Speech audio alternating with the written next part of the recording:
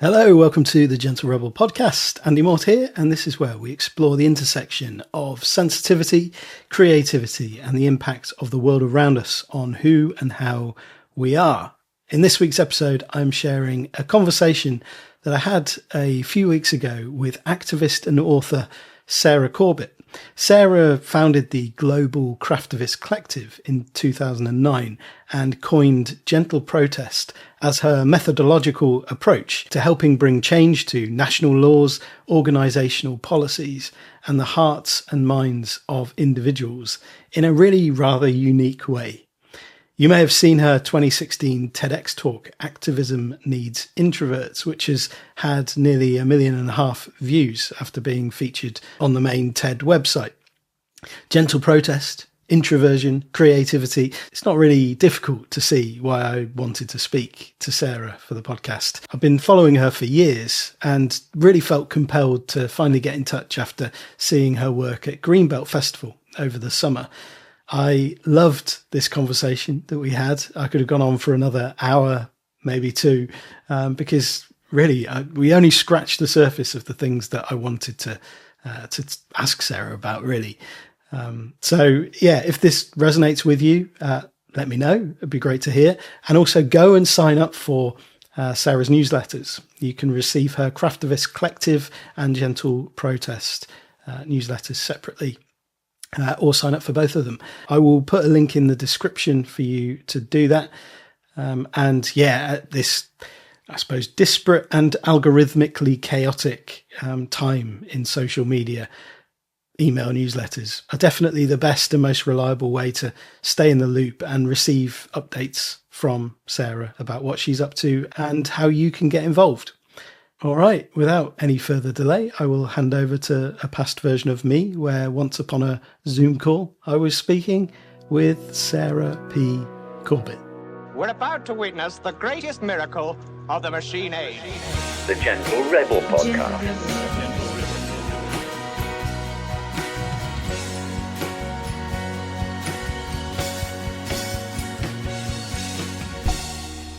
I'm so glad you could come. This is going to be such an exciting day. I hope you enjoy it. I think you will. Sarah Corbett, it is so wonderful to have you on the Gentle Rebel podcast. Welcome. Thanks for having me, Andy. Oh, how are you doing? I'm all right. For a Monday morning, I have a giant coffee, so I'm good. I'm good to go. Oh, that is so good to hear. Yeah, so I kind of sent you a few messages where we had messages back and forth ahead of this, and I said that it kind of feels a little bit like a follow-on from my conversation that I had about a year or so ago with Dorcas Cheng-Tozen, who is the author of Social Justice for the Sensitive Soul. Which I'm in the book. Yes, and I gave her a quote for the book as well. I love that. Very kindly asked for. Yeah, I love that book. So I recommend everyone read it. It's brilliant. Absolutely, yeah. Oh, that's fun. I love when worlds collide that way. It's really nice. And and we'd sort of spoken about protest and activism and how the highly sensitive nervous system kind of relate the options there are, or the baggage with the ideas of activism and protest that have quite a narrow, I guess, idea of, you know, how that's supposed to look and what you're supposed to be like and all of that kind of thing. So it's refreshing to have alternative ways of engaging with social change and social justice stuff. And so, yeah, I saw that you were at Greenbelt. I was at Greenbelt Festival this year and read the write-up in the program. I was like, oh, yeah, because I've been following you for a few years Cool. due to, just sort of seeing the gentle protest label, really, and like all of my stuff is under Gentle Rebel, and it's like, oh yeah, there's a fit there. So yeah, it was great that you got back to me and said you're up for having a chat. So I guess let's just start with your story. You've probably told it 1,000 times before, but yeah, just a bit of activism, how you stumbled into your gentle protest methodology around that as well. Yeah, well, I ramble, so you can edit me down. So I grew up in West Everton in Liverpool, which is sadly still the fourth most deprived ward in the UK. My dad was the local vicar for his whole career there for 40 plus years, just retired. My mum was a nurse and then a community worker and then became the local politician because no one else wanted to do it. And she didn't want to do it, but she knew she could, rise to the challenge, and no one wanted to do it. And it was important that the community was represented by, a thoughtful human being, and then became a city council minister and then deputy mayor. And in Everton in the 80s, so I grew up there in the 80s to the noughties, we were campaigning on South Africa apartheid, like lots of people in the UK and around the world were. My mum would force fair trade coffee on people when it tasted disgusting. Like, we were always aware of social injustice locally and the inequality there, with lots of high unemployment, lots of complex needs, which comes with poverty and different issues. And a lot of the campaign meetings, whether it was on local issues, national issues, or international issues, would happen in our kitchen in the vicarage of people of all faiths and none. So I grew up seeing that social justice was an issue facing us locally, but also around the world, that we should treat people how we want to be treated, and we should try and be a steward of this, planet and protect it. And that campaigning, like you said, Andy, there's a narrow view of what protest is and campaigning and activism is. But I knew as a 3-year-old squatting in our local social housing that we saved and we won from demolition, and they still exist now for our community.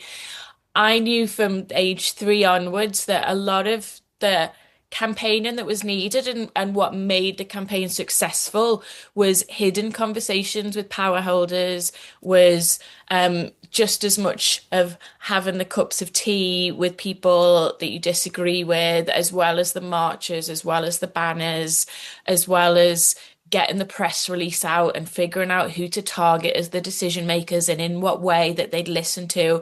So I sort of knew that campaigning was complicated, but could be done in a gentle way as well. Like, because it was growing up in the local church, it was very much, our heroes were Desmond Tutu and Mandela and Martin Luther King, and it was always about love everyone, including the people you disagree with.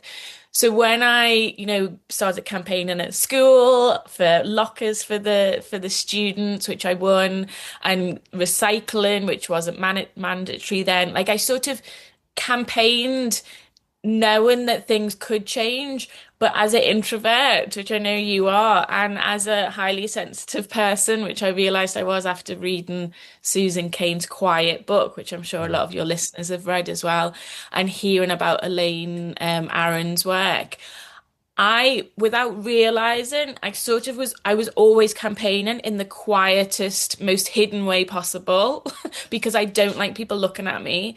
I don't like being a rebel at all. So I always get nervous when people talk about activists being troublemakers and rebels. And so for winning the lockers in school, I asked the head teacher, why don't we have lockers? And she said it was a health and safety reason. And I thought, is it? I don't know if it is. And we were all carrying really heavy bags and books, and kids with, were exhausted. And I asked the caretaker if that was true, that it was a health and safety reason. And he said, oh, I'm not sure. I'll find out. And he said, should we measure the rooms? So we measured the rooms on a break, on one of our school breaks in secondary school. And he realized, again, learning very early on as a teenager, the power of allies in campaigning. We learned that it wasn't a health and safety issue. But with that, and I'll talk about the craftivism in a minute, but I think it's quite a nice story to tell for your audiences. With that one, we realized it wasn't a health and safety issue. So I didn't get people to sign a petition and go, we demand this, which is not my way. And I didn't think it would be effective. And we didn't need that as a last straw yet. I think sometimes you do need those big demands. But I thought, who does the head teacher listen to? The parent governors. Who's the most influential parent governor? was a guy who just passed away recently, who I managed to get the phone number for through my parents, and said to him, and in a teenage squeaky voice, very nervous, I think we can get lockers for the school. It's really important for the kids, and it's not a health and safety issue. I've checked with Mr. Gilbert, the caretaker, but I don't think the head teacher will listen to me, but she will listen to you. Do you think I can give you my proposal and you maybe present it to her as your idea? So, and we won the lockers, but it was nothing to do with, no one knew it came from me and Mr. Gilbert. And I think that was quite a click moment of campaigning fit in my temperament, but also it doesn't have to be about us, and it doesn't have to be a spotlight. So learning from that, and then campaigning at university with Amnesty International and climate issues, I ended up becoming a professional campaigner for Christian Aid and Oxfam in my jobs, and realized that our default in campaign organizations is sign the petitions, go on the marches, more people is always good. And it was less relational with people, and quite clicktivism and slacktivism and all of those terms are very transactional. So I would always come back to, a lot of campaigns I knew and learned about was about relationships, was the respectful dialogue and these hidden conversations. And it was on a train to Glasgow. It was so, when people talk about my Craftivism journey, I literally was on a train to Glasgow from London when I worked for the UK Department for International Development, which sadly doesn't exist anymore after the last few governments. And I knew it was going to be 5.5 hours on a Pendolino tilting train. I knew I couldn't write my reports on the train or do my reading I needed to do.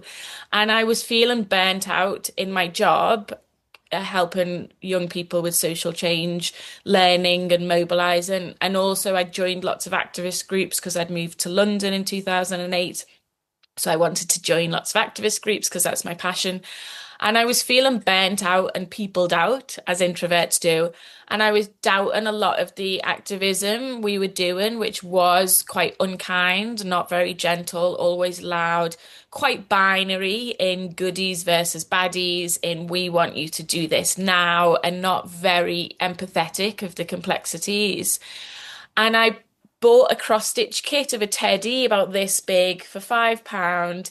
I'd never really done craft apart from school, but I missed using my hands creatively.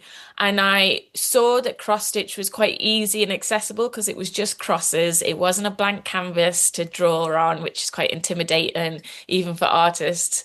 And I loved to do watercolors, but I couldn't do that on the train because it would be messy. So I didn't think I'd like craft. I just wanted to use my hands. And it wasn't that creative because the pattern was already there. But I immediately noticed that it calmed me down and slowed me down and made me mindful of how shallow my breath was, how tight my shoulders were, how exhausted I actually was, and how every time I would ask myself before this train ride, can I be an effective activist? I keep burning out. I didn't know at the time I was an introvert. I didn't know that for another couple of years. But I just thought, I'm so passionate. Why am I always exhausted when everyone else is energized by this activism? And I did a TED talk, which is on the TED website, called Activism Needs Introverts, that talks about that journey. But it was this link of how always asking myself before the train journey, maybe I can't be an activist. And then it was too big an issue. I would go on a downward spiral. But because I was doing this cross stitch, I could ask myself that question and I wasn't going on a downward spiral because my hands were productive. So I had this safety net of doing something proactive and positive with my hands which is very comforting, whilst grappling with the uncomfortable questions of, how can I be a change maker? Can I even be an activist? Do I have to give up my job? I don't fit into these activist groups because they're quite hateful and extrovert. And that craft and the activism meant I could do critical thinking and mindfulness. And then the old couple opposite me asked me what I was stitching. And with that little kid in my head growing up in Everton, I didn't say it out loud to them, but I immediately thought, oh, if only I was cross-stitching a quote by Gandhi about inequality, we could talk about it. Because they'd asked me what I was doing, which is quite unusual in the UK. And I thought, and then I went back to my cross-stitching. And that whole time I was thinking, what if activism could entice and attract and intrigue people to ask questions rather than we scream in megaphones? What if I could put the quote by Gandhi or something else like this other Gandhi quote on a little cute banner and hang it somewhere relevant to the issue for people to find and then find out more on blogs and online, which I literally came up with the mini protest banner idea on that same train. So it sparked off ideas, and then I Googled craft and activism, and the word existed from 2003 by an American lady called Betsy Greer, but there was no projects or groups I could join, and it was mostly she came up with the term because she's a knitter, so she loved joining knitting groups and saw that the personal was political and they would talk about make, do and mend. So I asked her if I could come up with my own projects and call it Craftivism, and she said anyone can. So I always say Craftivism is a bit like the word punk. If you think of punk music, you've got all these different bands and artists, and they all look and sound very different, but fit under that umbrella. So I call my approach to Craftivism gentle protest, because there are forms of Craftivism that are not gentle, that are loud, that are much bigger than my stuff. And there's a need for all different types. But I slowly realized doing the Craftivism, and when people wanted to join in, that the power I thought that was most effective in terms of social change through the Craftivism was the golden thread of gentleness with yourself for critical thinking and mindfulness, but gentleness with power holders you're trying to engage. Often we do it with handmade gifts to build relationship with them, or bits of street art like the mini banners. The gentleness was really what I think is that golden thread. I do talk a lot, I'm sorry. I love it. Yeah, it's great. And I go off a bit, so you have to bring me back. Yeah, it's just a reminder of that thing of, you get introverts talking about things that they're passionate about. You can't shut them up. It's great. Yeah. We go deep. As you know, we like those deep conversations. Absolutely. Yeah, and that sort of link between the Craftivism and gentle protest, really interesting, because I'd written down, is Craftivism a form of gentle protest? But actually, in what I'm hearing there, gentle protest is your form of Craftivism. So. Well, I think it's both. Yeah. So my paperback book, that one, it says it's called How to Be a Craftivist, The Art of Gentle Protest. Mm-hmm. So for me, my passion is to do activism effectively and in a kind, sustainable way as much as possible. And the craft is one tool to do it. I don't think we should shoehorn craft into some protests when it's not needed. And actually, a lot of the emails and the conversations I have with people is people who love craft, and they go, I love crochet, how can I use that in my activism? Or I love knitting, or I'm a glass maker, or I've just found this and now I found my way of doing activism. And I have to burst the bubble quite early and say, you need to see Craftivism as one tool in the activism toolkit. Sometimes it's really helpful. Sometimes it's not. If your neighbours just said something xenophobic over your fence while you're chatting to them, it's not the best thing to go home, go back indoors, craft them something and give it to them. Ideally, you want to say to them, whoa, what's that comment? Where did that come from? Tell me a bit more about that. And to gently protest what they've said in a respectful, kind way, which is not easy. It's hard to do, but that might be the best thing to do. Or I've had people email me with their campaign plans, and I've gone, well, you want there was one person who said, my local library doesn't have disabled access. This is shocking. I'm going to do this Craftivism project. And my reply, because my background is activism and I learned to craft from YouTube mostly, my reply was, one, you're in the UK where disabled access is law, is mandatory. So maybe ask them first why they don't, and then see if you need Craftivism. And she replied to me and said, I've asked them, and they just, of course they know that they need it, which, so they just hadn't put the signs up to say, sorry about this, the exit is here, here and here. So a lot of the time it's me helping charities and organizations and individuals and groups to always work backwards from what's the problem? What's the solution? Who are the decision makers who can help implement that? Who do they listen to? And then what are the mediums and ways to engage them? And working backwards from that. And then the fun bit of at the end, if craftivism is helpful, then you think through the colours, the fonts, the language, the who to engage, in what way, all of that stuff should come near the end, which is what I've put in the handbook as well. I gave them I've give everyone a checklist as the last project in the project book to say, think through it this way. So my passion is gentle protest, and I think there's a real need for it now in these polarizing times. And one way to do gentle protest is craftivism, but craftivism isn't the only way to do gentle protest, if that makes sense. That's great. Yeah, no, I had that feeling that there's a bit of this and a bit of that, and and I'm actually going to be launching like a gentle protest website and newsletter that isn't craft related, so that I can help people in both craftivism, which I know will always do where it's needed, but also to help people on the journey to be gentle protesters where craft might not always be the answer. Yeah, that's great. And so when I was sort of reflecting on what I wanted to talk to you about, I was looking through, so you've got the Gentle Protest Manifesto and you've got the Craftivist Collective Manifesto, and I was just noticing sort of themes between them, and I've made a note of 5 of them, which we'll get through as many as we can in the time. But it just really strikes me that there's almost the philosophical element, and then there's the tool of craftivism, if it, as you say, works in specific situations, and taking everything case by case and all of that. But yeah, I'd love to, just before we get into that bit, hear your definition of gentleness, because it's a word that no end of fascination for me, and I know, and important.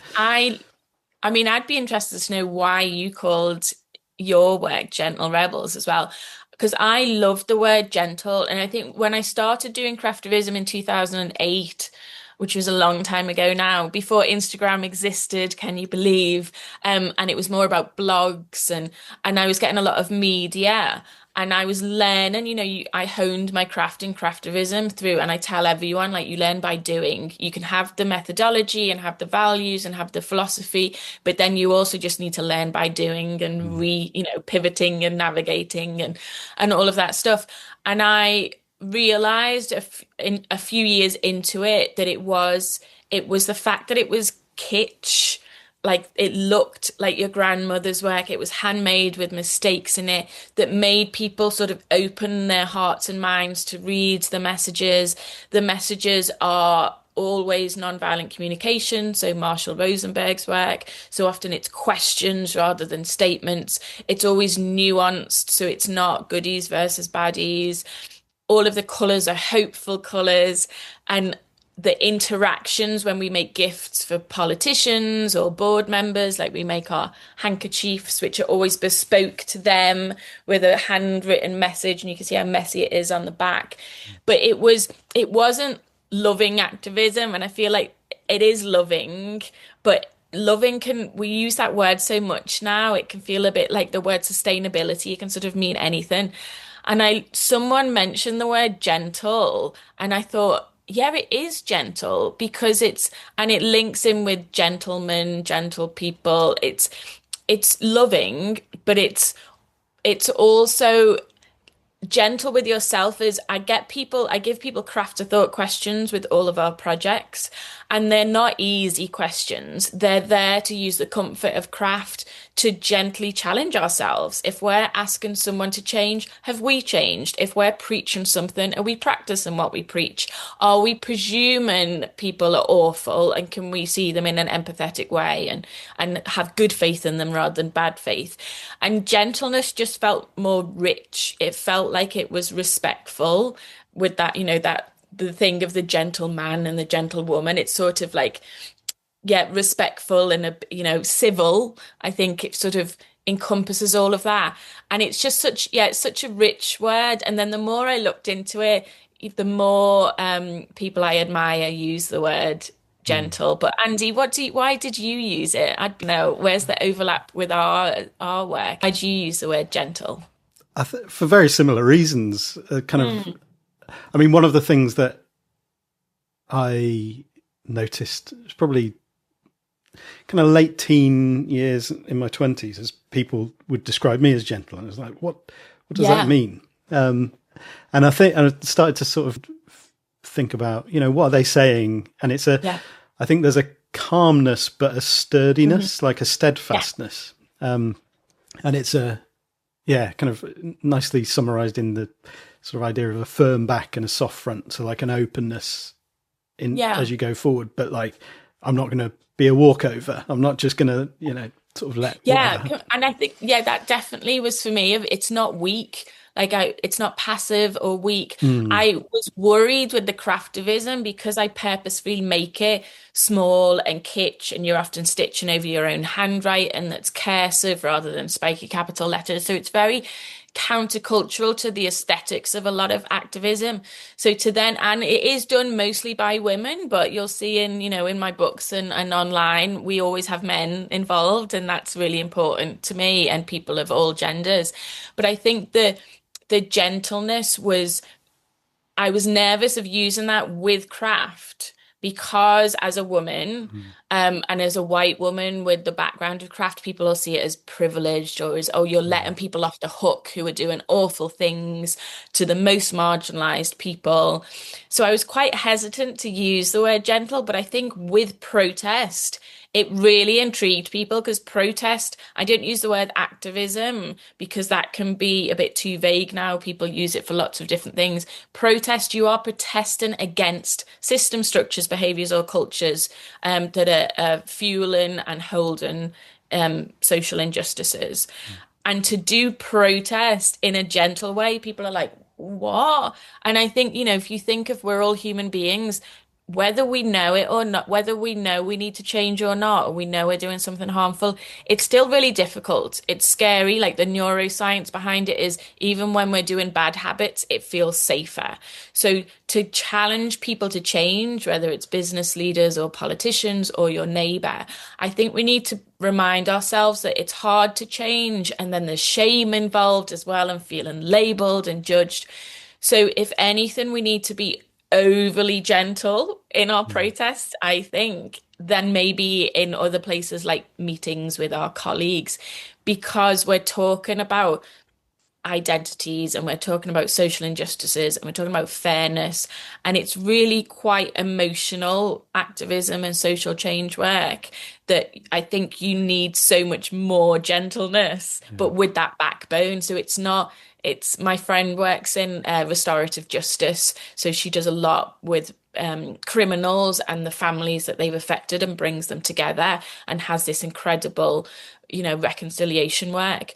And she's challenged me in the past where sometimes I can be overly humble or sort of fawning with power holders to be like, thank you for your time. We've made you this thing. We'd love to have a conversation about this issue.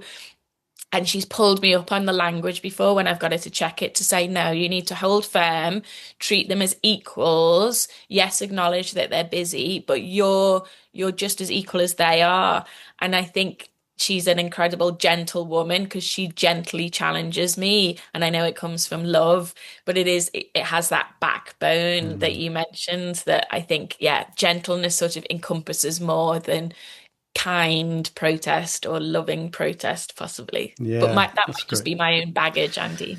No, I think that feels like something that I recognize in the way people maybe hold that word or the assumptions you might have with it. But like, to me, there isn't anything that encompasses what I see as gentle. Like it comes for me with images of like a deep lake, like the power of depth.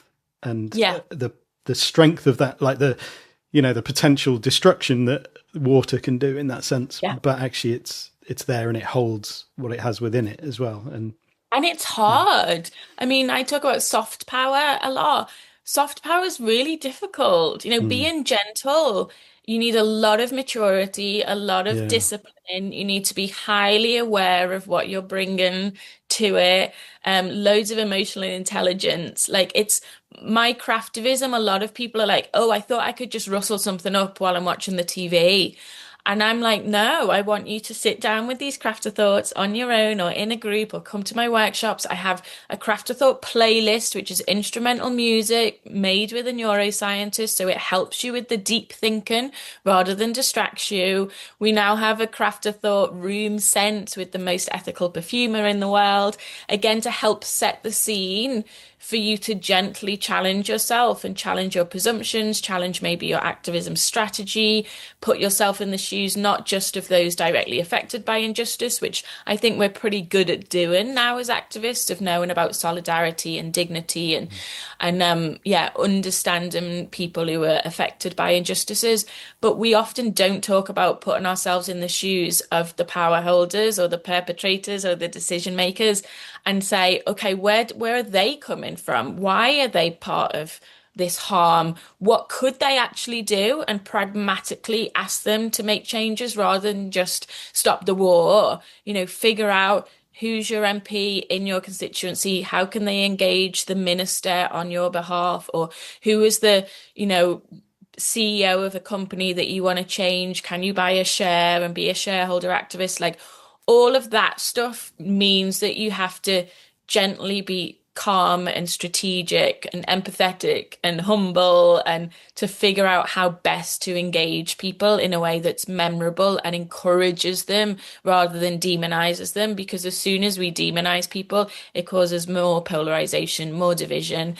And then we get in a place that we're in now in the world where people are just screaming at each other and not trying to see common ground and trying to see where the hate is coming from, because most hate is from fear, and most fear is some brokenness that actually screaming and judging people just makes them more hateful and further away. And I think craftivism's got a great role in that, but also we need to do some non-craftivism difficult conversations with people as well to help them not slip into being more hateful and fearful. Yeah.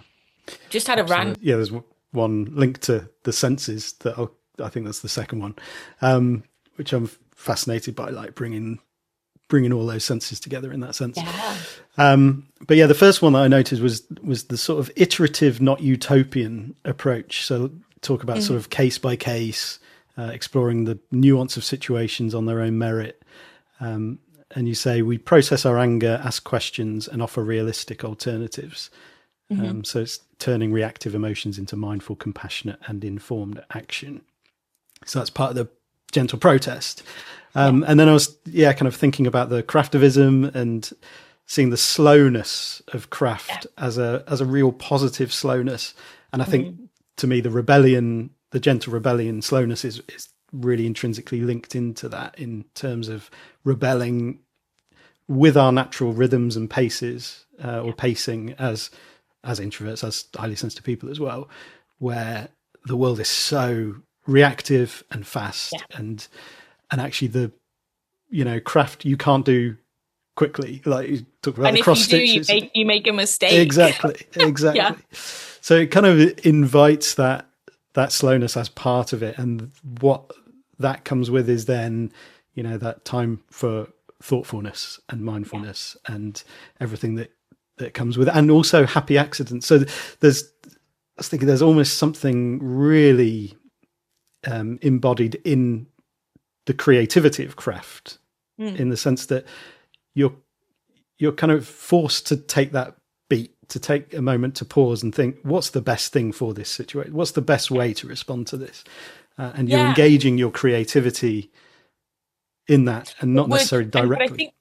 And I think what's really good as well, because I've done hundreds of workshops with thousands of people around the world, so I'm constantly learning what works and what doesn't and tweaking things, is actually that creativity for people can scare some people, and it's everything you said, but it's always within how can this serve a cause that's bigger than me.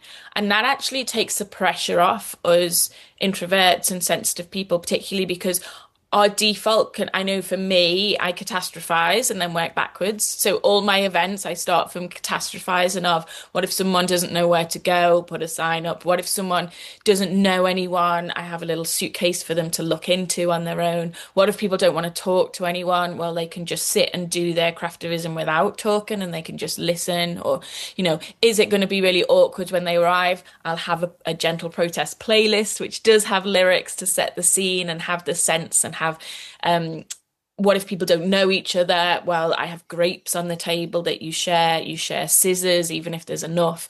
There's lots of, I always catastrophize and work backwards.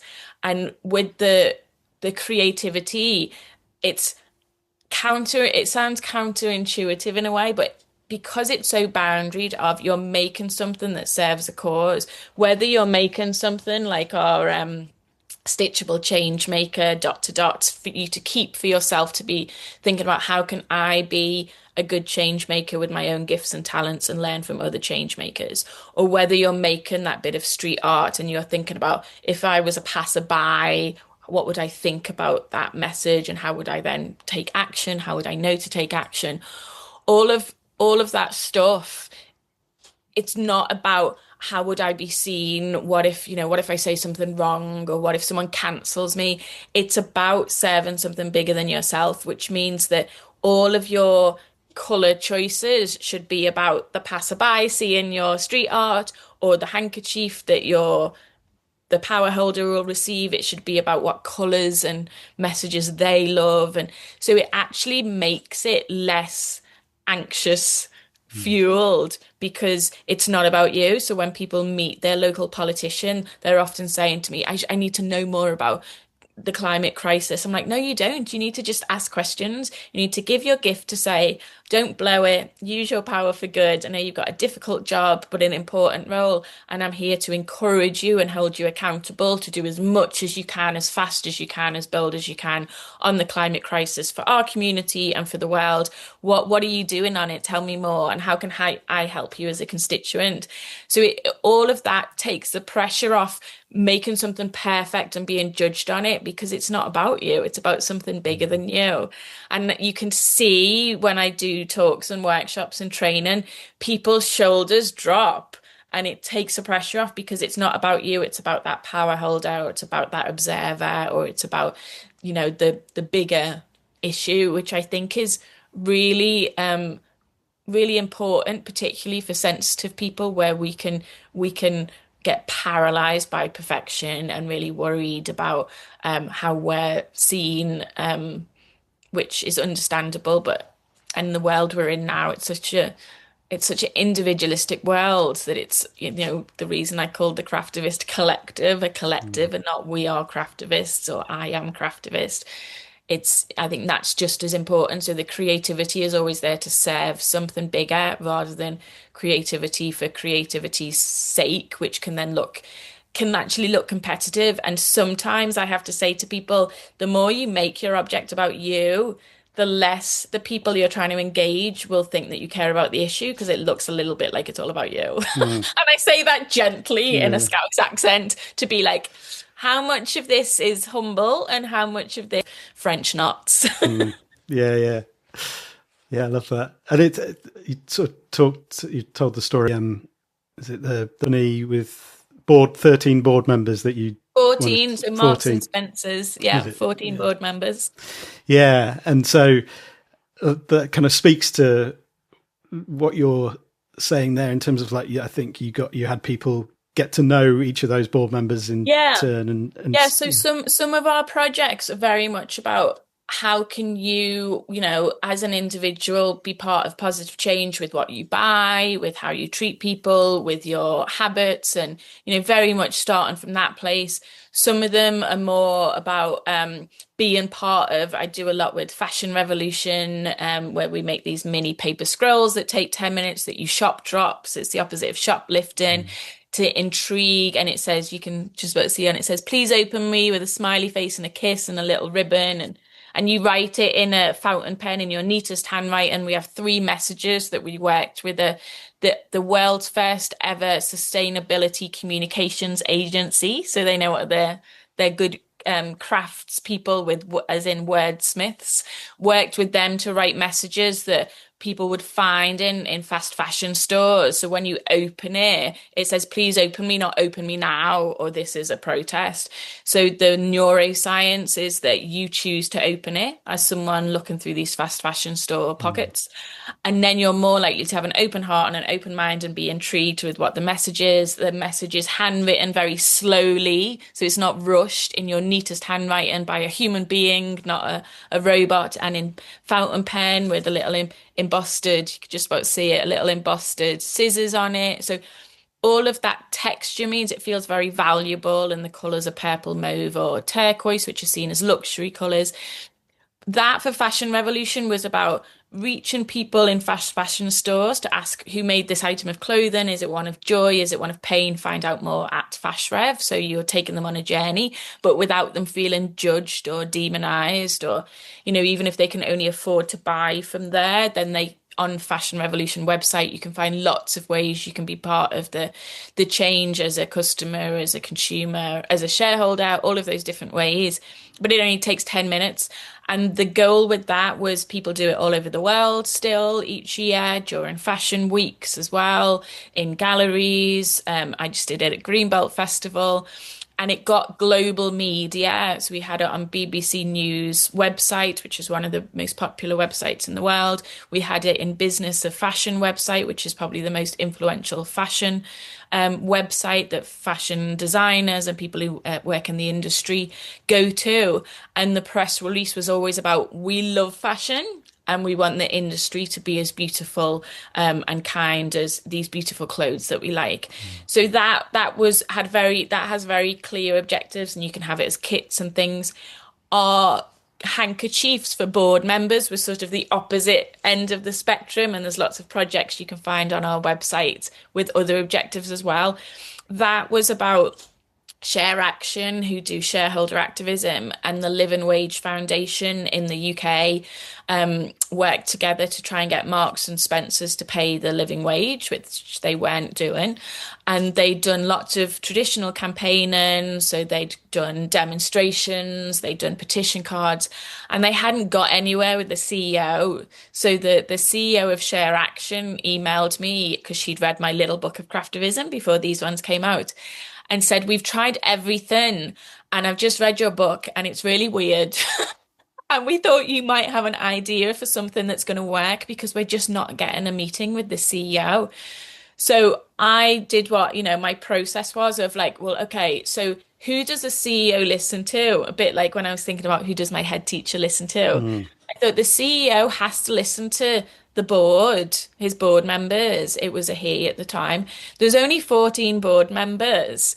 Who do the board have to listen to? Their shareholders. The AGM was in 5 weeks after I got that email from Share Action, so I didn't have long, but I thought, if we buy shares and become shareholders, I've got craftivists all over the world, but I'm going to pick 14 from across the UK, because this is a UK company, who either look like Marks and Spencer's core customer demographic or are their loyal customers, ideally. And I bought handkerchiefs from Marks and Spencer's, because our handkerchief project had worked really well with building relationships with local politicians. So there's no point reinventing the wheel for the sake of it, which is why it's always about the creativity serving the cause, not being led by creativity for the sake of it, which I think is important, particularly for this audience, creative audience, to hear. So I bought 14 handkerchiefs from Marks and Spencer's. I gave them all to different craftivists from across the UK who I knew would be really thoughtful and gentle and not be ego driven or not rush it, who were quite nervous, which I think is a superpower in protesting. And I told them which board member they had. And I said, Google everything about your board member.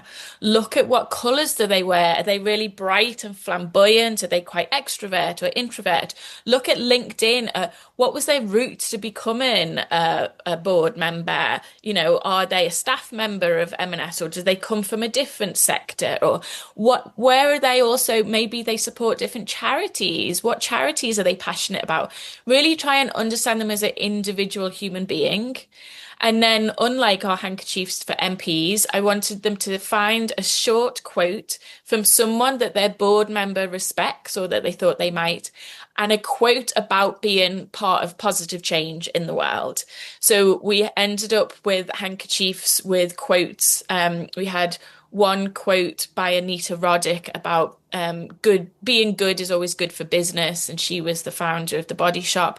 Her handkerchief went to the chief finance officer, who was a woman, because the Craftivists thought, oh, I think she'll respect Anita Roddick as a business leader, and she works in finance.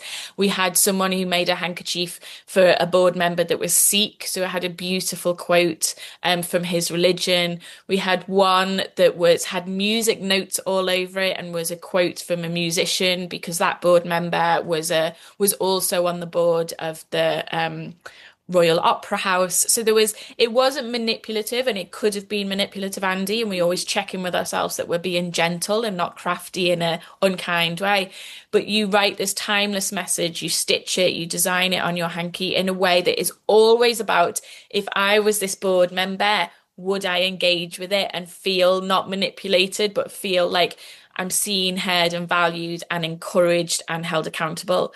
And then we wrote handwritten letters to go with it, which I gave a template for, because I'm a bit of a dictator, because I'm an activist geek that likes doing all the strategy work. And it was, I am a shareholder. I'm also an M&S customer. I made you this handkerchief for whatever reason. It took me X amount of time. While I was stitching it, I was thinking, what an impressive and important role you have. But also I was sad that you don't pay the living wage to your staff, because not only do we love your staff, and it makes dignity, it's dignity for your staff to be able to live on a living wage, but also it makes business sense. And we had lots of very rigorous, robust arguments of why it made business sense to become a living wage employer, for reputational risk as well as productivity, all of that stuff. But it was always wrapped up in gentleness. And then we went to the AGM as shareholders with our handkerchiefs in little boxes with ribbon, with our handwritten letters, to hand deliver them to the board members. We could have got hundreds of people to make them. We didn't. We stuck to 14. So it was very intimate, one-to-one. We could have put them on a washing line and gone, look at us, we're announcing ourselves at the AGM. But it was about humility, and it was about gently engaging them. And if that didn't work, maybe we would have gone bigger and bolder. But it was about saying to them, we believe in you, and we've made you this timeless gift. That the hanky didn't say living wage on it, because we wanted it to be inclusive as their whole role. But then the handwritten letters were about the living wage. And we said we'd really love one meeting with the CEO about this. And for the next 10 months, we had boring meetings that did not involve craft and craftivism at all. They were just boring meetings. And then we made Christmas cards, because they were not getting to where we wanted them to get to. And so we made Christmas cards saying, all we want for Christmas is the real living wage for your lovely staff, that we sent to the CEO. We made Valentine's Day cards saying, show your love to your wonderful staff, to sort of top it up. And within 10 months, so a month before the next AGM, so 11 months, they announced they were paying the living wage to 50,000 staff, which we found out because they announced it on their website. So we immediately contacted them, who we had a relationship with, and said, well done you, not well done us. And we went back to the AGM to say it would be even better if you were accredited living wage employers, which we sort of knew that they wouldn't do, but we wanted to keep them, aim high. And what was fascinating, which we didn't expect, and I like to overthink everything, as you can probably hear, was when we went to the AGM to say, well done you, but it would be better if you went further. In the break, a lot of the board members, not all of them, because some of them still disagreed with us, but a lot of them came to find their craftivist to say thank you for your nudges and thank you for your hanky. And it was amazing. We had one board member say to their craftivist, when I went home, I showed the hanky to my kids who were 8 and 10, and they asked what the living wage was. And I think the campaigner in me was like, oh, peer pressure, oh, trying to explain the living wage to your kids is a very gentle way for it to be embedded in you as well, and really powerful, I think. And then we had one board member who said that their handkerchief was put in the permanent archive internal museum in Leeds in the UK for Marks and Spencer's. And they said only objects go in there that have had impact on the history of the company. Wow. So I was like, okay, if they go back on their living wage, we can mention about the museum, and that was really impactful. And then for me, the chair of the board, who's just retired this year, came and found me because he knew I was the ringleader, and I saw him walk towards me, Andy, and I just thought, oh no, I'm scared. And he didn't have to do it, but he came up to me and said it was the most powerful campaign they'd ever experienced because it was so. The words he used was respectful. He said it was so respectful that every time they met, and it was so unusual, every time they met, someone in the room would say, what was on your hanky? Where have you put it? What does it look like? Because they didn't know what each other's were. And then the ones that agreed with us would be like, well, they've got a point, and maybe we should do it. And then the ones that disagreed with us would try and be like, it's not needed. But it just kept simmering. It kept being this memorable, unusual thing that's respectful. And I think in a time that we're in now, where so much protest can look disrespectful, we need, that's what stuck with them. And again, that fits in with the neurosciences of positive surprises given dopamine, which means that person's body literally wants to interact with you again, rather than if you give a negative surprise, that person never wants to engage with you again because their body literally felt unsafe and negative around you. So it should, those little, the handkerchief compared to the little scroll is sort of like the end of the spectrums. Yeah. One takes 10 minutes, one takes about 10 hours, and then there's lots of things in between. But I hope that gives listeners and viewers a bit of an idea of the thought process with the different ways to do gentle craftivism. Totally. There's so much in there that just... This is why I had to write books. This is why I had to write books about it. Because I'm like, there's so... And it's not... And again, I think the introverts and the sensitive people of us, like we overthink everything, and that can be a superpower, but it can also paralyze us. And I wrote it all down to be like, I've done all the thinking for you so that you can just practice it and then fit it into your context.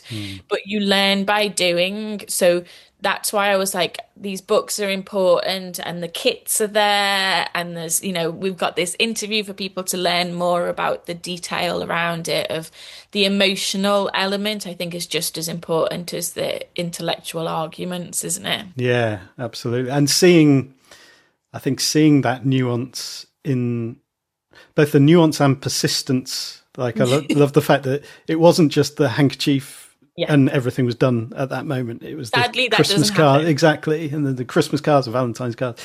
And also, like, what's difficult is there's no guarantee it'll work again. No.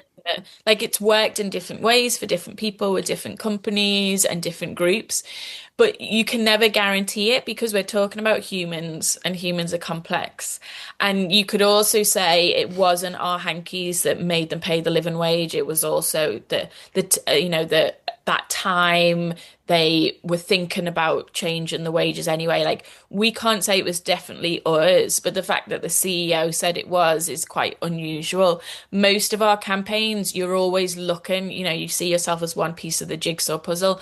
It's always looking at what other campaigners and campaigns are doing as well, and where your craftivism can complement, not compete, or not, clash with other campaigns.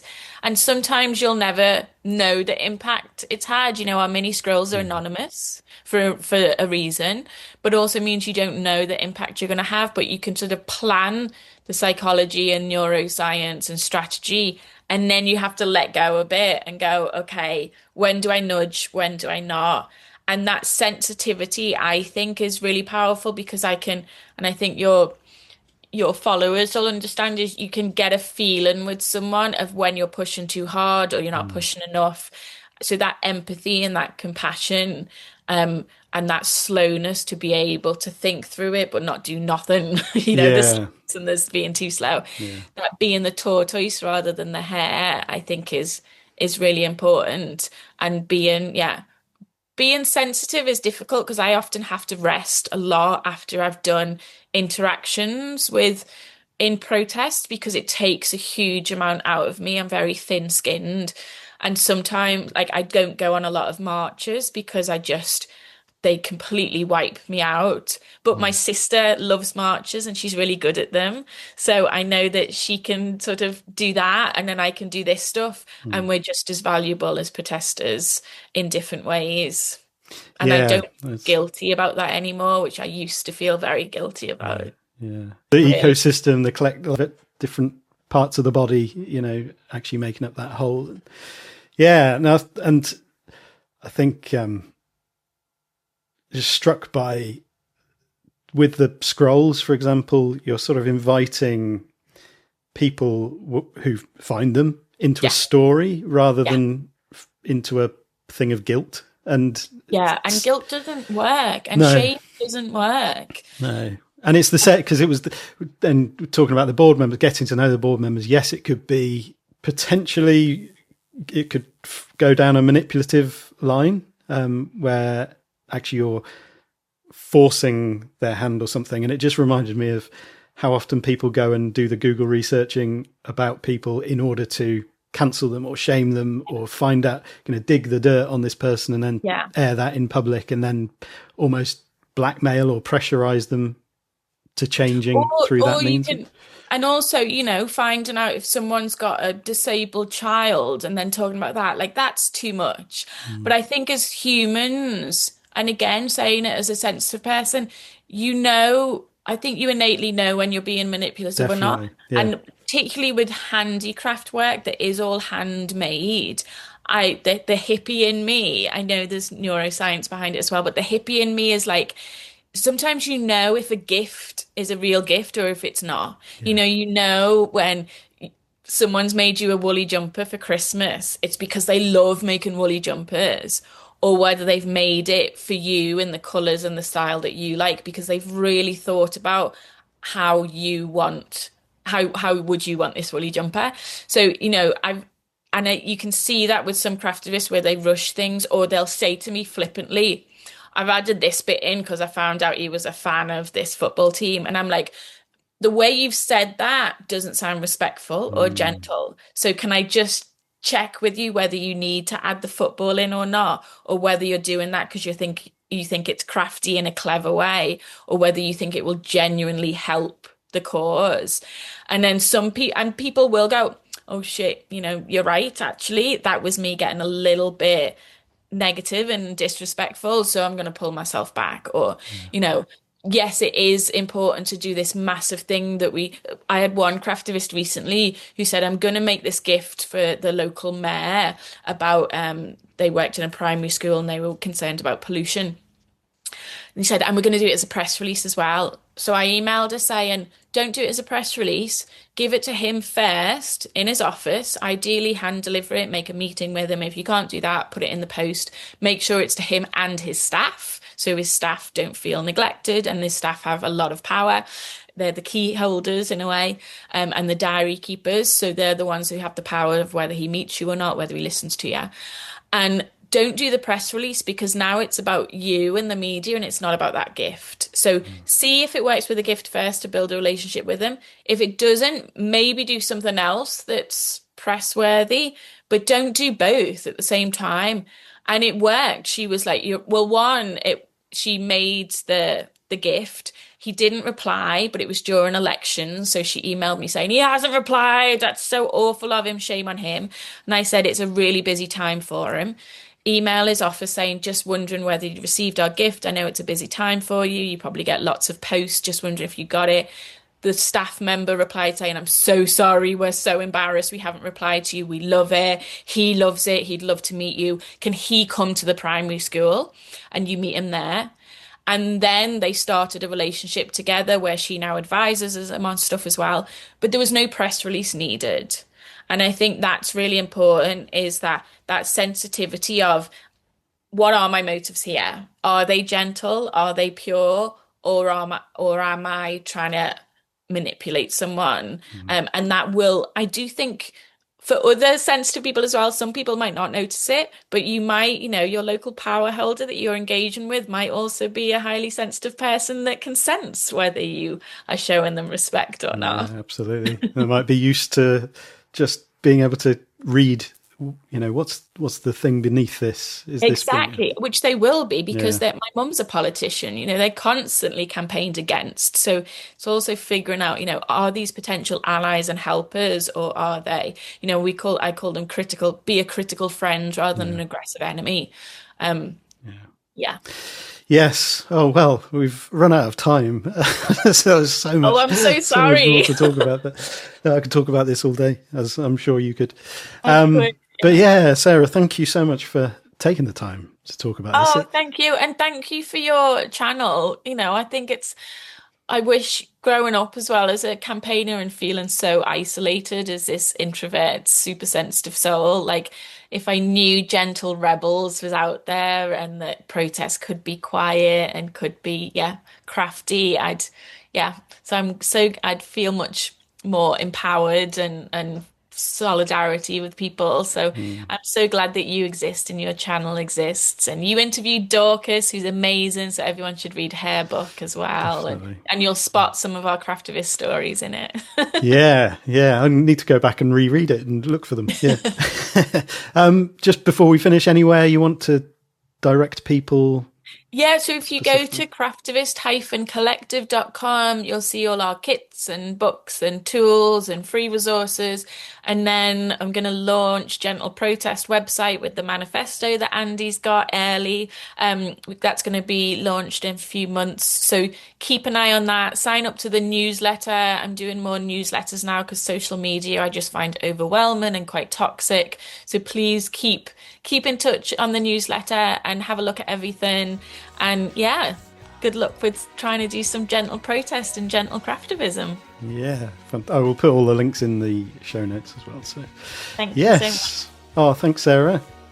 Thank you. So shines a good deed in a weary world.